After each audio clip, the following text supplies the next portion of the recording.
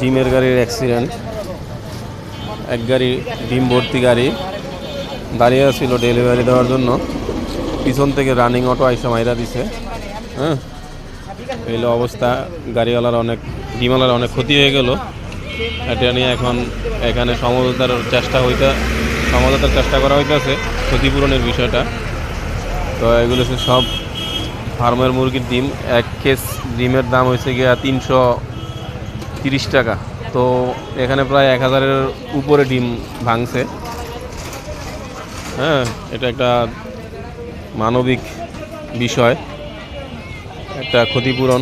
ব্যবসা যেহেতু ওনার নিজের খামারের না, করেরও না। আর যে অটোওয়ালায় মারছে জানি না তার দোষ কতটুকু। এখন এখানে সমঝোতার চেষ্টা করা হইতেছে। প্রায় 1 থেকে 1,500 ডিম ভেঙে গেছে, বোঝাই যাইতেছে অনেক বড় ক্ষতি হয়ে গেল লোকটার।